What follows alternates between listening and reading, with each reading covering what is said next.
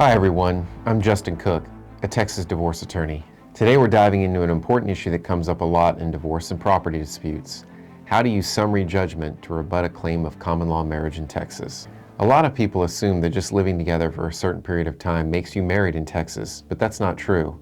And if someone is falsely claiming a common law marriage to gain property rights, spousal benefits, or standing in a divorce, one powerful tool to shut that down before trial is a motion for summary judgment. A lot of people assume that just living together for a certain period of time makes you married in Texas, but that's not true.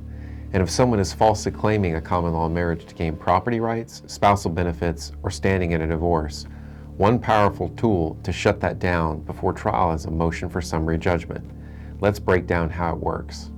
In Texas, we don't call it common law marriage in the statutes, we call it an informal marriage. To prove an informal marriage, the person making the claim must prove three things under Texas Family Code 2.401. 1. An agreement to be married. Both people agreed to be husband and wife. 2. Cohabitation. They lived together in Texas as husband and wife. 3. Holding out. They represented to others that they were married. All three elements must be proven. If even one is missing, there is no marriage. So when someone files a divorce petition based on supposed common law marriage, the burden is on them to bring evidence of all three. Summary judgment is a way to end a lawsuit, or at least part of it, before it ever gets to trial. Under Texas Rules of Civil Procedure, if there is no genuine issue of material fact, and the moving party is entitled to judgment as a matter of law, the court can decide the case without going to trial. Think of it this way: if the facts they brought can't possibly add up to a valid marriage, then the court doesn't need to waste time or resources letting a jury hear it. There are two main types of summary judgment. Traditional summary judgment.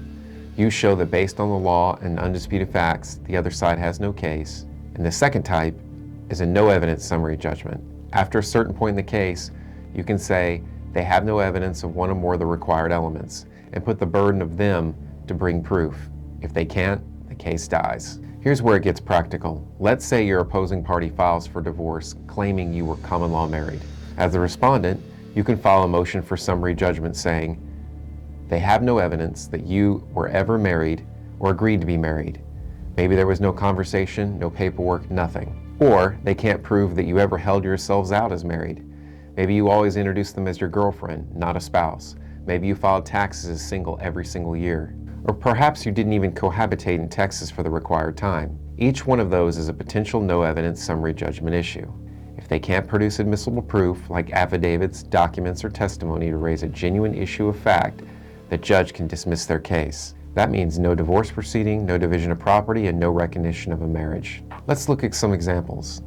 If they claim there was an agreement to be married, but all they have are vague statements like, he said we were together forever, that's not the same as a legal agreement. If they claim cohabitation, but you actually had separate residences, or only stayed over occasionally, that weakens their case. If they claim holding out, but you never shared a last name, never filed joint taxes, and always introduced each other as boyfriend and girlfriend, that undercuts their claim. In a summary judgment motion, you'd gather your own evidence, affidavits, tax records, lease agreements, social media posts, witness statements, to show that no genuine marriage facts exist. Why fight it early with summary judgment? Because if you let a weak claim go to trial, you could spend thousands of dollars and months of stress proving what should never have been recognized as a marriage in the first place. Summary judgment gives you an efficient, cost-effective way to shut down false or exaggerated claims before they gain traction. So to recap, in Texas, an informal marriage requires an agreement, cohabitation, and holding out. If someone can't prove those, you can and should consider filing a motion for summary judgment. It's one of the best defenses against false claims of a common law marriage. If you're facing this situation, get professional advice. I help clients across Texas deal with these kinds of disputes, and I'd be happy to talk through your case. Thanks for watching. Don't forget to like, subscribe, and share this video if you found it helpful.